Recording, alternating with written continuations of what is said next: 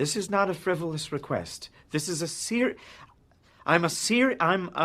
I've tried to be a serious man, you know? Life is filled with uncertainty.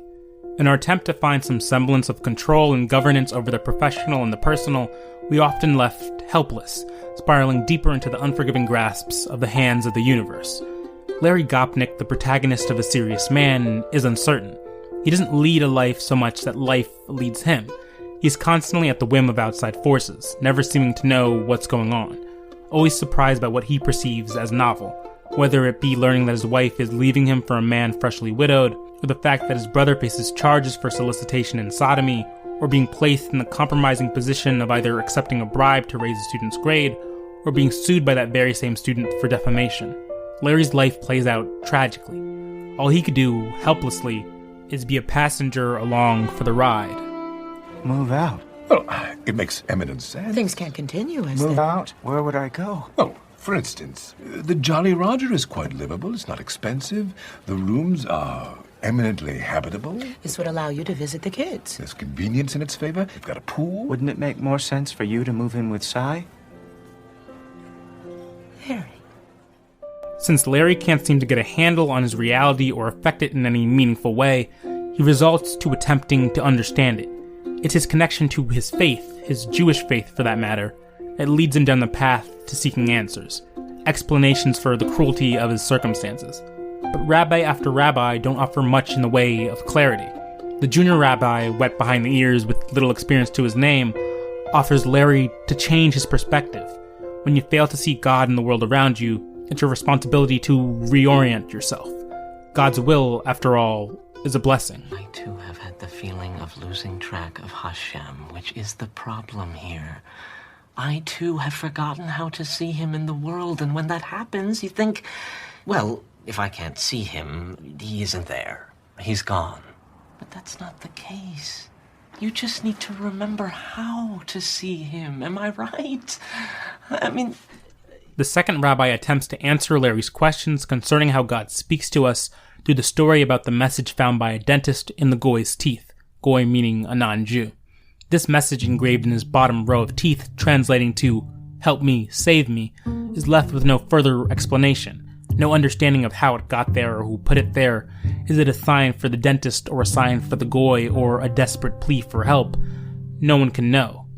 But it's stuff like this that adds credence to religious dogma that claims God works in mysterious ways. Mysterious, possibly incongruous ways, above our own understanding. But at the center of this parable is this idea that whilst searching for answers, we find and make connections to things without any certainty that those connections are actually there. In our frivolous attempt to know everything, leaving no stone unturned, uncovering hidden mystery after hidden mystery, we come closer to the realization that we effectively don't know anything.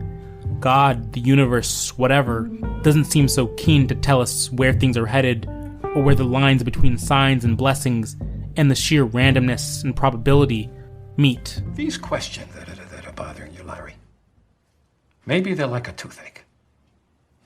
Feel them for a while, then they go away. I don't want it to just go away. I want an answer. Sure, we all want the answer. Hashem doesn't owe us the answer, Larry. Hashem doesn't owe us anything. The obligation runs the other way. Why does he make us feel the questions if he's not going to give us any answers? He hasn't told me. It's this futility of the search that reveals something made so abundantly clear to me. The human condition is hallmarked by attempting to desperately find meaning. Life's too long and complex and harsh and dark and good and fulfilling and just weird to not want to assign some sort of method to its madness. But the attempt itself uncovers something deeper about life and its paradoxes. P squared, which also equals the square root of h over a squared, which lets us delta x, delta p equals the square root of 0.077 a squared h over a squared and 1.74 h bar, okay?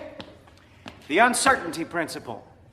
It proves we can't ever really know what's going on.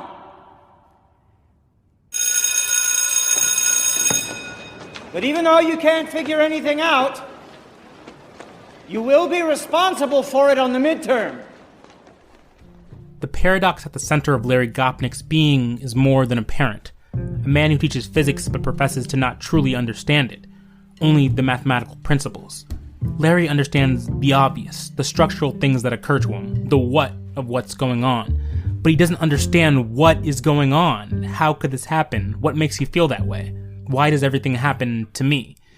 He constantly questions the nature of his reality, not because he doesn't know what's occurring in a literal sense, but because he's actually incredibly imperceptive, unable to connect the dots that lie a level too deep beneath the surface. He lacks the ability to realize what's going on right under his nose, that his wife is unhappy in their marriage, that his brother is a debaucherous gambler, that his kid is high at his bar mitzvah. Because of him lacking this ability, he's a joke, essentially. His life is a joke, which makes his deliberate attempts to become a serious man, a respected man, in the eyes of his ex-wife, or his family, or his rabbi, or God, whilst failing miserably, reach peak levels of hilarity and peak levels of tragedy simultaneously. Well, as you know, the tenure committee meets on Wednesday to make its final determination, so... Carlin, I am not an evil man. No, Larry, no, of course not. I am not. No, we don't make moral judgments. I went to the Astor Art once. I saw Swedish Reverie. No, it's okay. No, we don't need to know. It wasn't even erotic, although it was in a way. It's all right, really, Larry.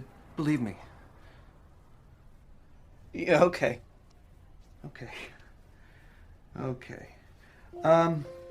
So. And I think that marriage of tragedy and comedy is the most important union at the center of this film. Tragedies aim at arousing and then purging emotions like pity or fear. Comedies conventionally seek to provide lighthearted levity and joy to an audience seeking escape. A serious man doesn't need to choose. It understands that life is both beset by misery or by comfort, oftentimes both, oftentimes at the same time.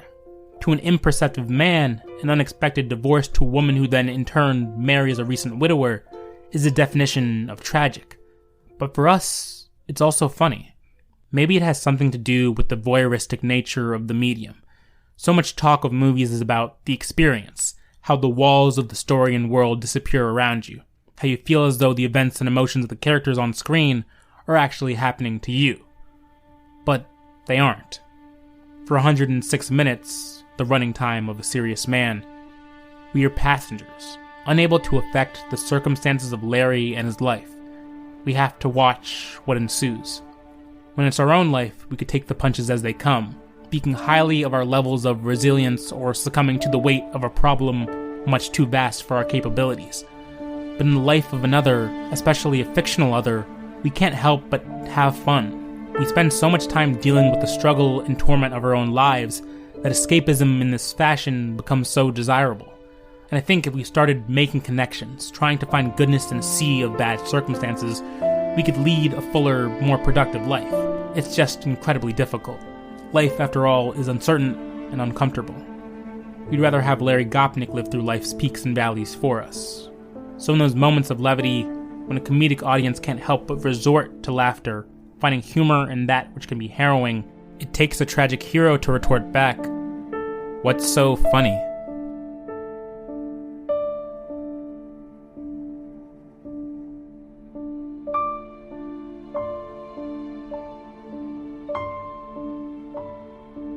Mind Theater is a solo effort produced and written by me, Eo Akingbade. To subscribe, look for Mind Theater on Spotify, Apple Podcasts, or wherever you get your podcasts. For updates on the show and upcoming episodes, follow Mind Theater Pod on Twitter. Thanks for listening. I'll catch you next time.